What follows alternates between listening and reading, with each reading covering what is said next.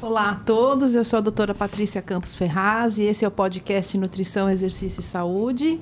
Estou muito feliz em anunciar que vamos começar uma nova série com o apoio da Clínica Move, onde nós teremos 30 episódios aí nos próximos meses muito legais, com diferentes profissionais de saúde que trabalham com exercício físico e saúde ou com nutrição e saúde sob várias facetas diferentes. E hoje eu estou assim, muito feliz de trazer aqui o meu colega, Helps, e que é um fisioterapeuta com muita experiência em reabilitação de atletas. Ele estava contando um pouquinho aqui a história dele antes da gente começar a gravar. E ele tem bastante conteúdo para falar para a gente hoje sobre reabilitação de atletas e gesto esportivo. Então, olá, muito obrigado por você ter vindo, Obrigado a Helps. você, Patrícia. E eu estou muito feliz aí com o que a gente vai trazer, né, para o nosso público. Vamos tentar falar um pouquinho, né, da nossa prática, ajudar o pessoal aí. Isso. Temos aí vários inscritos ao redor do mundo, brasileiros, lusófonos aí, em vários lugares que estão escutando a gente, viu? Então eu gostaria de começar pedindo para que você se apresente e conte um pouco da sua formação e da sua experiência nessa área. Tá bom. É sempre um desafio, né, se apresentar, mas assim... Primeiro, meu nome é Diego Helps, e o Helps, assim, é um marketing pessoal, porém vem na certidão. Então, é o meu sobrenome. Demorei um pouquinho para adotá-lo, mas depois que eu adotei, assim, todas as pessoas só me chamam de Helps ou Diego, só em casa, minha mãe e minha esposa. Eu não sei te chamar de Diego, desculpa, só sei te chamar de Helps. Mas enfim, e aí esse nome veio bem a calhar para o que eu faço hoje, de reabilitar, de ajudar as pessoas mesmo. É um trocadilho interessante. Que legal, não sabia, adorei. E aí, eu costumo falar um pouquinho que o meu histórico na fisioterapia vem antes de eu adotá-la como formação acadêmica. Então, eu era atleta de futebol dentro da universidade e foi um grande desafio para mim ali, quando eu me deparei com a lesão no futebol, como é que eu ia me reabilitar, como é que eu ia voltar. E aí, nesse tempo, eu tenho formação lá na Universidade Federal do Rio Grande do Norte, em 2016, e um pouquinho antes eu tinha me machucado, já tinha me deparado com a reabilitação dentro da universidade. E aí, quando eu entrei no curso, já entrei direcionado, conforme as cadeiras da universidade foram passando, eu já me inseri totalmente no programa de reabilitação que a universidade promovia, né, os atletas. E aí, lá eu entrei no curso de fisioterapia, me deparei com a Liga Esportiva de Atendimento de Atletas e ali eu fiquei. Foi lá, ali mesmo você achou seu lugar, né? Ali eu achei meu lugar, não era como zagueiro, um zagueiro mediano. E ali sim eu me deparei assim como tentando ser um bom profissional, um bom jogador dentro da fisioterapia. E aí, Patrícia, muitas coisas eu fiz, assim, eu aproveitei muito a minha universidade.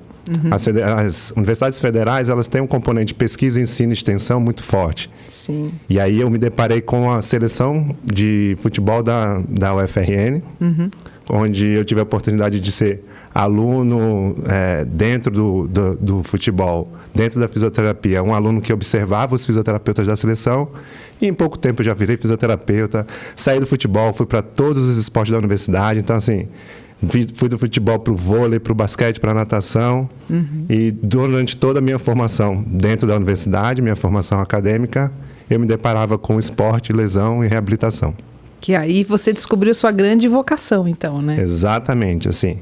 E dentro do meu plano, tinha como objetivo me especializar na área. E foi quando eu vim para São Paulo fazer a especialização. Foi onde eu conheci o ICHC, Hospital das Clínicas de São Paulo. E aí me formei especialista em fisioterapia no esporte e no exercício da casa. Fui supervisor de estágio até esse ano, dentro do Paineiras Clube. E aí aqui estou como especialista da área.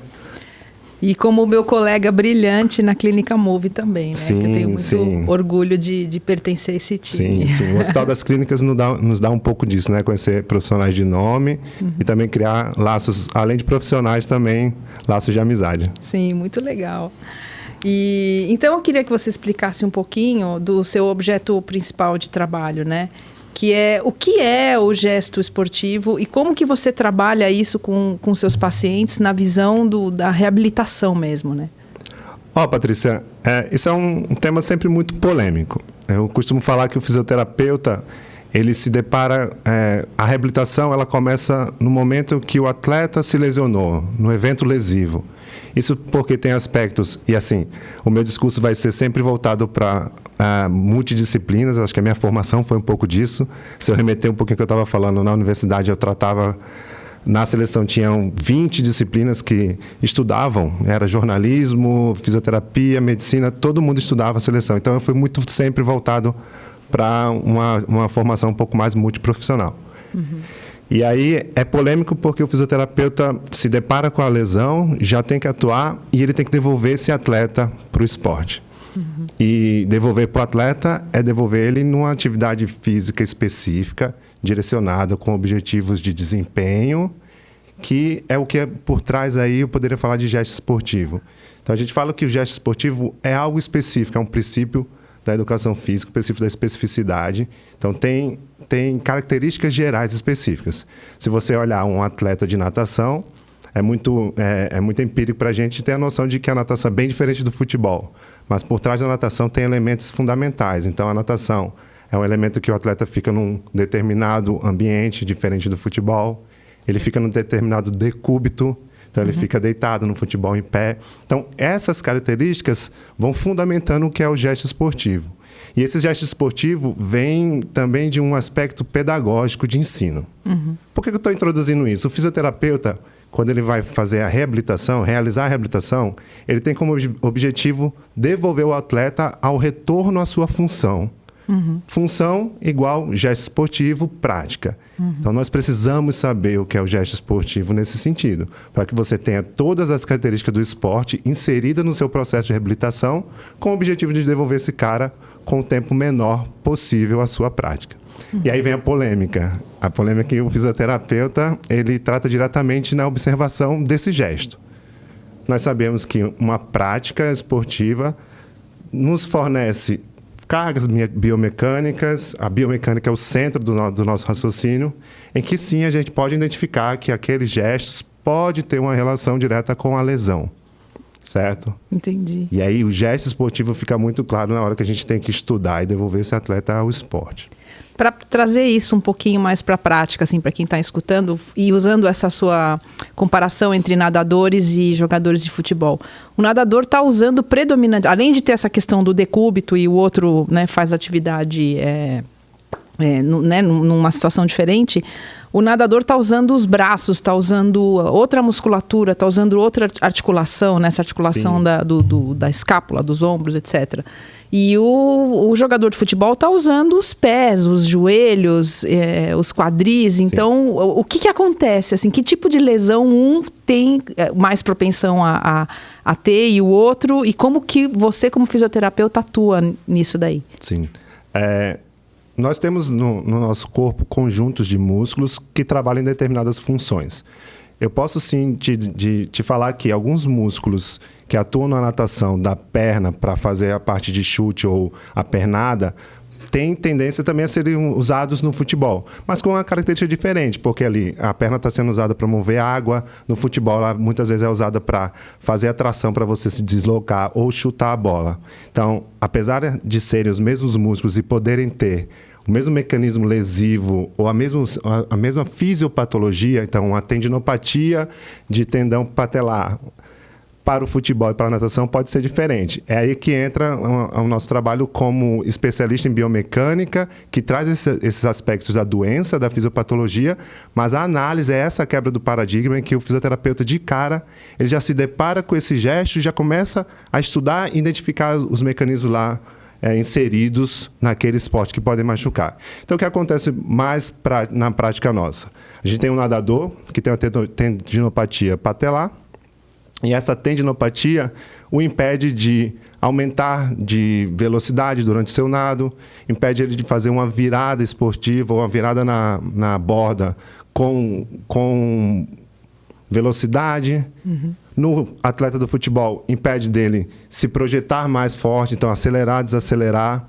E aí é nisso que a gente trabalha. A gente trabalha nesse aspecto de identificar que carga do tendão patelar é diferente na natação e no futebol. E aí o nosso programa de reabilitação ele é voltado para esse aspecto. Então eu tenho que devolver a ele uma capacidade daquele tendão patelar em realizar força dentro de um conjunto de músculos para acelerar, desacelerar e mudar de direção, por exemplo. E na natação, projetar bem essa pernada e ter uma virada eficiente. É esses aspectos básicos que a gente trabalha. Nossa. E isso é complicado porque, assim, se você mexe com um atleta de alto nível, você envolve expectativa, envolve patrocínio, envolve todo um cronograma de treino, uma periodização de treino que tem que ser interrompida no momento que aparece uma lesão e o atleta tem que tirar um tempo para se reabilitar. Muitas vezes isso impacta na carga de treino que tinha sido projetada, enfim. E eu queria saber, assim, como que você lida com todas essas expectativas e com essa interface, né? Com o técnico, com o preparador físico, com o próprio atleta que está, assim, muito ansioso. Como que você equilibra tudo isso daí? O fisioterapeuta é a caixa de despejo de tudo do atleta. Então, quando se machuca... Imagino. Então, assim, no alto nível, a gente tem programas de reabilitação que são voltados para 3 períodos. Então, assim, o fisioterapeuta é o seu parceiro diário nesse processo que envolve o seu retorno, envolve todos esses aspectos, assim. Eu acredito fortemente, como eu trabalhei um pouco formando alguns fisioterapeutas na área de pós-graduação, eu acredito fortemente que o fisioterapeuta ele tem que ter a noção de todas as áreas e saber trabalhar com todas as áreas. Porque o processo definitivo de transformação, o fisioterapeuta está muito mais presente. Mas muitas vezes a minha lesão, ela pode ser beneficiada de um programa de dieta equivalente, porque a minha sessão de fisioterapia é uma sessão de treino. Eu preciso que esse atleta tenha energia para trabalhar comigo, certo? Muitas vezes é até mais puxado que certos treinamentos. Os aspectos psicológicos são fundamentais, porque eu tenho que ter, sim, uma noção de acolhimento, de empatia com esse atleta para devolvê-lo, para que esse processo seja menos danoso psicologicamente para ele e que ele volte com confiança.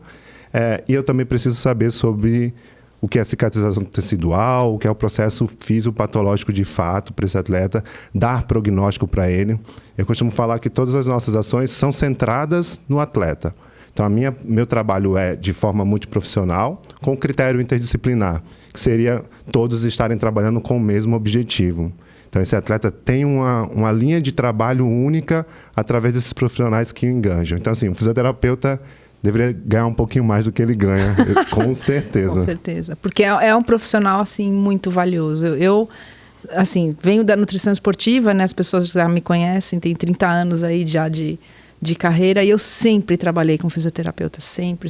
E sempre tive uma interface muito preciosa com eles, porque assim, eles me dão, como você falou, eles também dão um prognóstico, e eu tenho que entender o meu paciente, o quanto que ele vai despender de calorias, entre aspas. É isso, né? Numa sessão de fisioterapia, que muitas vezes pode durar 2 horas. Quer dizer, meu paciente deixa de treinar, mas vai para o fisioterapeuta ficar 2 horas lá, comprometido com o programa de reabilitação dele. E isso é tão ou mais custoso do que um treinamento que ele faria anteriormente. E da minha parte, eu também tenho que pensar, por exemplo, nos nutrientes que estão favorecendo toda essa reabilitação articular, essa reabilitação muscular, que seja a depender da lesão. O que muda, por exemplo, a quantidade de suplementos que eu posso dar, o tipo de suplemento. Entra com mais proteína, com menos proteína, com algum aminoácido específico para tentar melhorar a mobilidade de articulação ou cicatrização, vitaminas, minerais e proteínas que suportem a questão da cicatrização daquele tecido. Ou, por exemplo, um indivíduo que está trabalhando a questão do gesto motor, como você bem colocou, talvez no momento final da reabilitação você deve, aí eu estou falando leigamente, porque eu não sou fisioterapeuta e você pode me corrigir. Sim. Mas eu acho que se no estágio final de reabilitação, o atleta ali precisa fazer aquele gesto esportivo, você precisa devolver ele para o técnico quase tão rápido ou igual ou que ele estava antes. Então envolve velocidade. Exato. E aí, se envolve velocidade, envolve também uma mobilização das fibras musculares de contração mais rápida, né? E aí eu tenho que ativar esse metabolismo também com o que eu sei fazer, né? Exatamente, porque é todo o critério metabólico que o fisioterapeuta não conhece, né? O fisioterapeuta, ele é músculo esquelético. Então, você falou de reposição e de reorganização alimentar. Muitas vezes o atleta também tem uma ansiedade, ele começa a comer mais e ele começa a se privar mais para comer, engordar. Isso prejudica a reabilitação. E aí, trazendo um pouquinho de novo essa parte do gesto esportivo, a minha conduta sempre é pautada em tarefas ou subtarefas do esporte. Então, voltando ao exemplo da natação, eu tenho basicamente a divisão de 2 estágios, né, que a gente costuma falar. Eu tenho uma entrada na água que é dividida entre puxar, empurrar e reposição do braço. Então, assim, que elementos desse mecanismo que é puxar, puxar, empurrar e repor, que eu posso trabalhar desde o início, sabe? Então, a nossa fisioterapia clássica era pautada no meu último estágio, um retorno à função, em que eu começava a dar estímulos e expor o atleta ao esporte dele. Né? Volto para o futebol. Era muito comum, e é muito comum ainda na reabilitação do futebol, lá no finalzinho, quando passa os processos gerais de diminuição da dor, cicatrização tecidual, expor esse atleta a um mini-jogo, a um cone, algo do tipo. Mas isso era muito voltado para o final da reabilitação. Quando você raciocina em cima da biomecânica desde o começo, você pode já, lá no início, estar dando estímulos que vão te ajudar nesse processo. Então, você tem uma diminuição. A função do fisioterapeuta é diminuir esse tempo de retorno à função. E aí entra o que você falou. Se eu não tiver uma equipe por fora com todos os elementos que podem dar eficiência a esse processo, eu vou estar devolvendo um cara em 30 dias que eu poderia devolver em 15, que aí o marketing pode ganhar um pouquinho mais. Então, é você entender que a sua área não é só a sua área, é um processo todo. Por isso que eu destaco e reforço muito que tem que ser muito pautado no atleta, esse processo de reabilitação, né? E é o esporte dele. Então, quanto mais esporte dele, eu tenho certamente que ele vai ficar mais engajado no processo de reabilitação. Sim, e você tocou num ponto importantíssimo, que é lidar com essa expectativa do atleta, né? Com a frustração, né? Com esse sentimento de frustração que muitas vezes pode até desencadear num certo comer transtornado, que a gente fala. E eu vejo isso muito na prática, né? Quer dizer, eu trabalho muito com atletas de endurance, né? Então, ciclistas, até porque eu venho um pouco também do ciclismo, do mountain bike, triatlon e provas multietapas, né? Então, é um pessoal que se lesiona e muitas vezes tem que se retirar do treino e achar uma modalidade alternativa. Às vezes tem que nadar momentaneamente porque não pode correr, porque tem uma lesão super séria que foi empurrando com a barriga até o momento que não dava mais e tem que voltar, tem que fazer a reabilitação certinha. E é o que você falou, às vezes eles entram num comer transtornado e numa relação com a comida um pouco complicada, ganham peso, não precisavam, porque às vezes a fisioterapia é tão puxada quanto o treino, então é uma coisa que como eu posso dizer, é um pensamento limitante, é um pensamento que não é real, né? E só que isso tem muito poder, então essas pessoas realmente se põem numa situação vulnerável, né? Falam, nossa, agora eu tô fazendo físio. E a gente tem que estar muito atento, conversando assim com a equipe, né? Quer dizer, com o médico, com o treinador, com o preparador físico, com o fisioterapeuta, com o psicólogo, né? Quando a gente tem a parte de psicologia esportiva. E a gente é feliz, né, de ter uma equipe bacana ali, que está todo mundo mais ou menos perto, né? Assim, à disposição e fácil com bom trânsito, né? Para poder resolver os problemas de forma conjunta mesmo, né? Com cada Sim, a gente tem paciente. Algumas barreiras, né? Muitas vezes esse trabalho interdisciplinar, então um trabalho que eu quero, por exemplo, eu quero devolver o atleta a uma corrida que eu sei dos processos de cicatrização, eu sei dos processos, não é algo empírico, é um método de trabalho, só que eu me deparo com um preparador físico que acha que aquela área é única e exclusiva dele, e aí ele perde a oportunidade de dialogar, de trocar, porque ele conhece outros aspectos que eu não tenho de periodização do exercício fundamentais, intensidade, tempo, disposição, sabe, tipo de exposição. E muitas vezes eu tenho na minha carreira, eu me deparo com pacientes que não entendem que a gente pode sempre pensar no gesto esportivo dele como prevenção, e técnicos e educadores físicos que acham assim, calma, não é bem assim, essa é a minha área. E aí a gente tem que ter jogo de cintura. Mais uma vez, o fisioterapeuta é o cara que tem que ter um jogo de cintura ali para também lidar nesses aspectos entre multiprofissionais, né? Mas você sabe que eu vejo isso uma certa insegurança mesmo, e é até chato falar isso, mas é o que eu vejo. E também um pouco de falta de hábito da gente discutir, né? Eu acho que essa coisa assim de se colocar numa posição defensiva, não, essa é a minha área, daqui para cá você não entra. Poxa, mas o atleta está reabilitando, e não é a minha formação reabilitar, é a dele, né? Quer dizer, é a do fisioterapeuta, ele está querendo me ajudar, ele não está querendo tirar meu lugar, ele não está querendo treinar o paciente por mim, né? E então é uma cultura também de diálogo, né? Que precisa ser colocada em todos os níveis da sociedade, mas também na questão da área da saúde, que é isso, tá todo mundo aqui, o nosso objetivo é o mesmo, a gente quer deixar o atleta bem, zerado, pronto para fazer o que ele sabe fazer. Ou mesmo que não seja um atleta profissional, seja um atleta amador, né, um praticante de atividade física que desempenha vários papéis. Eu também trabalho muito com essas pessoas que são pais de família, profissionais liberais, trabalham no mundo corporativo, ou enfim, qualquer outra... Ou são pais e mães, simplesmente, né, que já tem muita coisa para fazer. E também tem o seu sonho de fazer um grande esporte, né, no nível de performance um pouco mais alto, para si mesmo. Gente, a gente não pode ter ciúme nessa hora. Então, eu passo a mão, sim, no telefone para conversar com os outros. E para entender. E às vezes eu estou pensando numa linha de conduta que muda completamente depois que eu converso com o físio, com o educador físico ou com o médico. E eu abaixo a orelha, falo, poxa, eu estava pensando de um jeito, eu não conhecia o caso tão amplamente, e de repente, ao conversar com outro profissional, eu tive uma outra visão. E isso só enriquece. Só enriquece o processo. Isso só abre. E você deixa o paciente cada vez mais centrado no processo seja de reabilitação ou de tratamento. As nossas disciplinas aí, gerais de saúde, na minha opinião, singela, elas ainda são muito pautadas na patologia, né? E eu acho que é um desafio para o profissional fisioterapeuta que entende de biomecânica, então entende aspectos do gesto esportivo, do chute, do correr, do nadar, do arremesso, do basquete. Sim falar e dialogar. Então, por isso que esse podcast acho que agrega muito, porque nós somos profissionais que podemos falar desses esportes também e fazer esse link com a patologia. Então, um tendão patelar que sofre muito na hora que o atleta corre.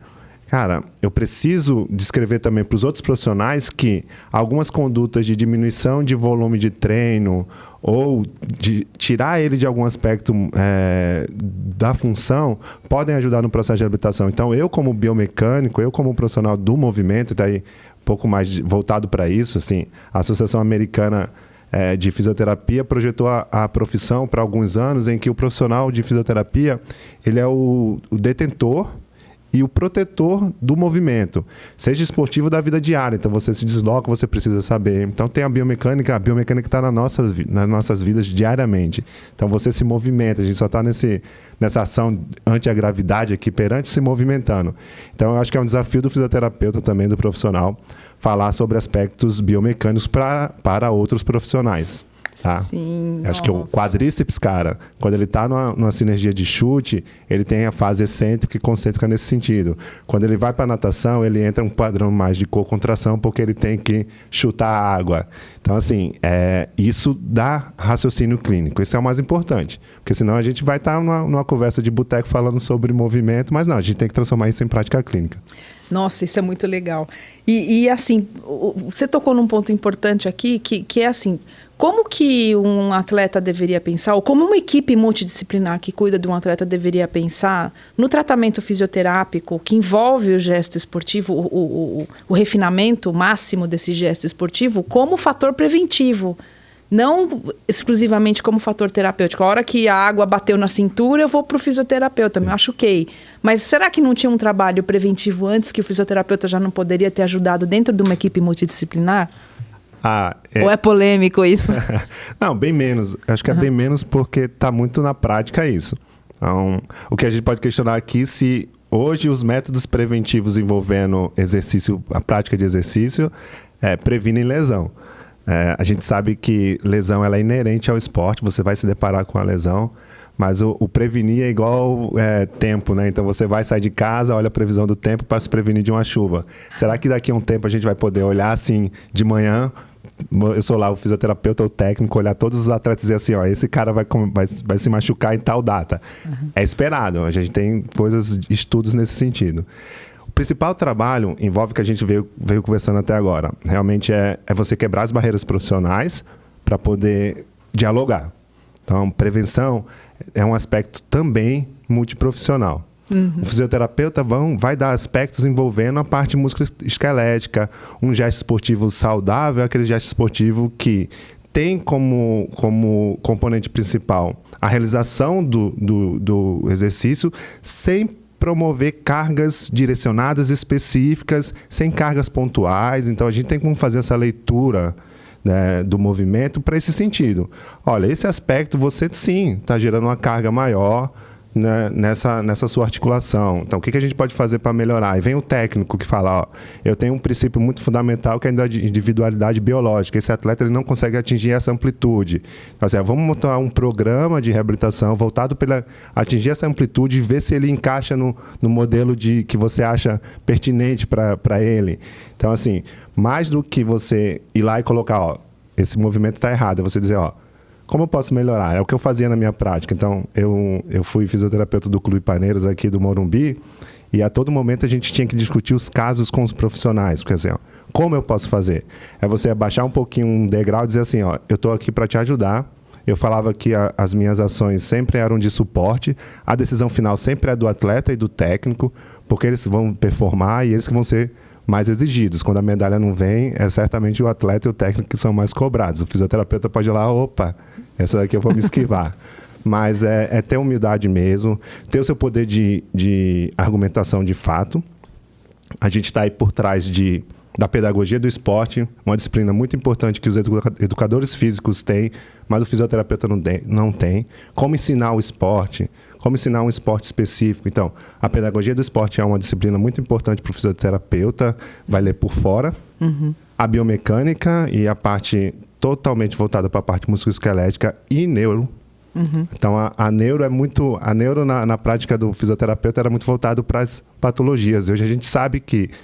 A gente sabe não, há muito tempo a gente sabe que o movimento parte de uma vontade de realizar o movimento e isso vem do componente central. Então, se um fisioterapeuta aí, galera, não estuda e não vê o que é neurologia, não está no mercado mais. Uhum.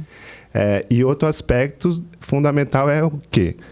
Entender que a prevenção vai ser para o atleta. A prevenção, ela é um trabalho em conjunto e um processo. Uhum. Então, se o atleta não tem cultura preventiva, dificilmente qualquer processo, qualquer coisa que se realizar, é como dar uma Ferrari a alguém que não sabe dirigir.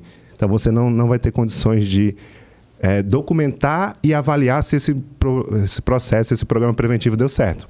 Então, por exemplo, eu tenho um programa preventivo que, ao longo de um ano, não vai me fazer lesionar. Mas eu preciso esperar, né, Patrícia? Eu preciso esperar um ano para saber se alguém lesionou ou não desse programa. Sim. Então, o atleta é o alvo principal desse processo. Então, quando ele não entende, eu acho que pouca coisa não dá certo. Quando o nosso paciente não entende que o nosso processo de reabilitação tem, a gente chama de aliança terapêutica, também não vai dar muito certo. Então, é você saber usar as práticas baseadas na evidência, baseada na sua expertise, porque a gente é um pouco disso, a gente tem casos que foram sucesso nisso, insucesso naqueles, é o nosso aprendizado.